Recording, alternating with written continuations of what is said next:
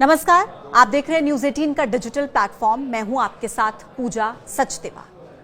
अमूमन जब किसी को कोर्ट में पेश किया जाता है तो बस उसका चेहरा ढका होता है, लेकिन दक्षिण कन्नड़ डिस्ट्रिक्ट में मौजूद है बेलथांगड़ी कोर्ट, जहां पर शुक्रवार यानी कि 11 जुलाई को एक अजीब सा मंजर देखने को मिला। भारी सुरक्षा के घेरे में सिर से पैर तक नकाब से ढके एक शख्स को कोर्ट में पेश किया गया और यह नकाब ऐसा था कि इस शख्स की आंखें तक कोई देख नहीं पा रहा था। आखिर क्यों इसके चेहरे और असलियत को इस कदर छिपाकर कोर्ट में पेश किया जा रहा है?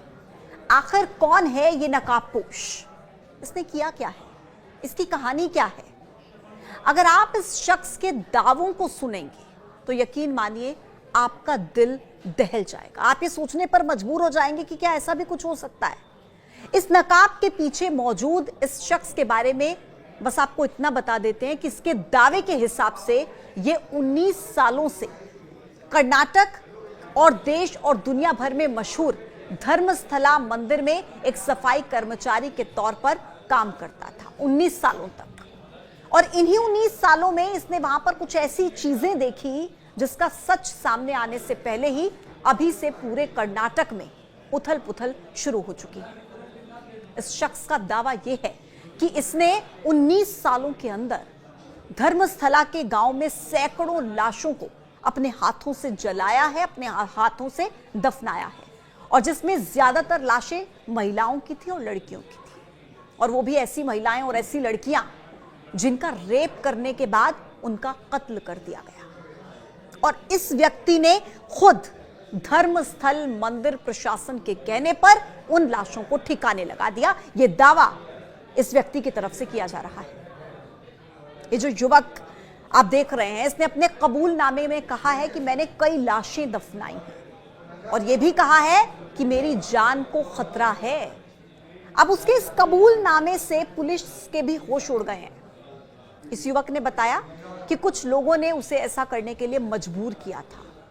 जब मना किया तो जान से मारने की धमकी दी गई। वो लंबे वक्त से डर के साए में जी रहा था और अब जो ये 19 सालों का जख्म उसके दिल में है उसे परेशान कर रहा है, और इसीलिए उसने पूरी सच्चाई बताने का फैसला किया। लेकिन पूरी सच्चाई बताने के लिए उसने एक शर्त रखी। कहा कि पहले कानूनी सुरक्षा चाहिए और उसके बाद ही वो हथियारों के नाम बताएगा। अभी तक उसने हथियारों के नाम नहीं बताए हैं, और कहा कि उन जगहों का भी खुलासा वो करेगा जहां पर लाशें दफनाई गई हैं। पुलिस ने उसकी शिकायत को गंभीरता से लिया है, क्योंकि शिकायत ही ऐसी है, दावा ही ऐसा है। इस नकाबपोश शिकायतकर्ता के मुताबिक 19 साल की नौकरी के बाद जब इसी के परिवार की लड़की के साथ भी यही सब कुछ हुआ, तब डर की वजह से साल 2014 में एक रात वो अपने पूरे परिवार के साथ धर्मस्थला से भाग गया। इसके बाद कर्नाटक के पड़ोसी राज्यों में ये छिप छिप कर और डर डर कर अपनी जिंदगी बिताता रहा, क्योंकि उसे ऐसा लगता था कि वो लोग कभी भी उसे ढूंढ सकते हैं, उसे ढूंढ लेंगे, उसे मार देंगे। बस इसी के बाद इसने दक्षिण कन्नड़ डिस्ट्रिक्ट एसपी को एक लेटर लिखा और फिर अपनी मर्जी से 11 जुलाई को कोर्ट पहुंचा, मजिस्ट्रेट के सामने अपना बयान दर्ज कराया।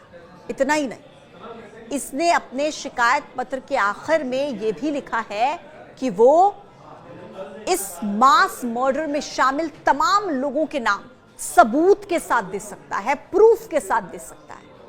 कोर्ट और पुलिस को यकीन दिलाने के लिए इस गवाह ने धर्मस्थला के गांव में खुदाई करके वहां से 2 लाशें निकालकर उनकी तस्वीरें ली, बतौर सबूत पेश की। और जानकारी यह भी है कि जब ये जो नकाबपोश सफाई कर्मचारी है, पूर्व सफाई कर्मचारी, ये पुलिस के पास जब अपना शिकायत पत्र लेकर गया, तब साथ में उसके हाथ में एक बोरी थी, और उस बोरी में जानते हैं क्या था?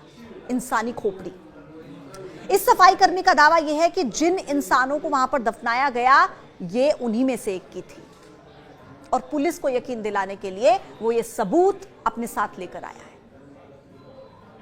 अब इस एक गवाह के सामने आने के बाद से अचानक से वो लोग भी सामने आने लगे जिनका कोई ना कोई अपना गायब है, या फिर रहस्यमयी तौर पर उसकी जान चली गई। बेंगलुरु की एक 60 साल की महिला जिन्होंने दक्षिण कन्नड़ के पुलिस अधीक्षक और धर्मस्थल पुलिस स्टेशन के प्रभारी को एक याचिका सौंपी है। इन महिला की तरफ से कहा गया कि उनकी 19 साल की बेटी साल 2003 में अचानक से लापता हो गई थी। वो अपने दोस्तों के साथ धर्मस्थल मंदिर गई थी और फिर अचानक से मंदिर से वो गायब हो गई। उस महिला का कहना है कि मैंने वहां पर पहुंचकर मंदिर के कर्मचारियों से पूछा, मैंने वहां के स्थानीय लोगों से पूछताछ की कि अपनी बेटी की तस्वीर के साथ ही क्या इसे कहीं देखा है।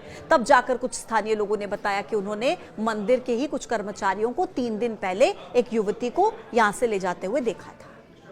उनका कहना है कि मैं पुलिस स्टेशन गई, वहां पर मैंने शिकायत अपनी दर्ज कराई, लेकिन कोई कार्रवाई नहीं हुई, कोई शिकायत नहीं लिखी गई। 2003 में एक मेडिकल स्टूडेंट की बात ये हो रही है जो रहस्यमयी तौर पर गायब हो गई थी। दर दर उसकी मां वहां पर भटकती रही, लेकिन पुलिस ने रिपोर्ट तक नहीं दर्ज की, ये इन महिला की तरफ से कहा जा रहा है। इस याचिका में इस मां ने एक सांसद के नाम तक का जिक्र किया है कि उनसे भी मैं मदद मांगने गई थी, लेकिन बदले में मुझे अपमान मिला, धमकी मिली। कहा गया कि किसी लड़के के साथ भाग गई होगी। महिला ने बताया कि जब किसी ने मदद मेरी नहीं की तो मंदिर के सामने में बैठकर फूट फूट कर वहां पर रोने लगी। तब 4 लोग आए, वो उसे मंदिर के पास एक कमरे में लेकर गए। वहां पर उन्हें धमकी दी गई कि वो अपनी बेटी की बात को भूल जाएं और तुरंत वहां से चली जाएं।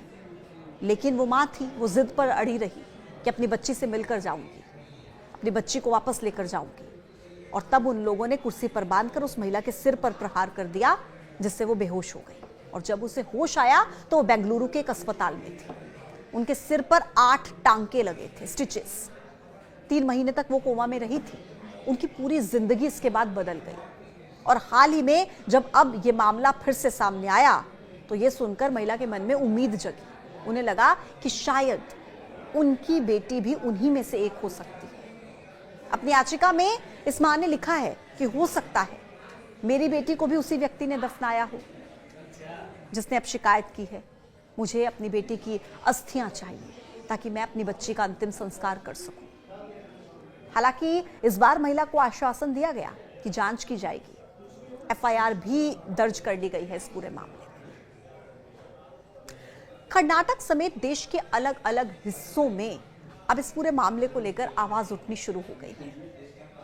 कई ऐसे गुमशुदगी के केस हैं जिनका सच आज तक सामने नहीं आया है, लेकिन अब इस एक गवाह के सामने आने के बाद तमाम गड़े मुर्दे क्या बाहर आएंगे, एक बड़ा सवाल है। और अगर ये जो दावे इस सफाई कर्मचारी, इस पूर्व सफाई कर्मचारी की तरफ से किए जा रहे हैं और अगर ये दावे सच निकलते हैं तो ये वाकई बहुत खौफनाक है।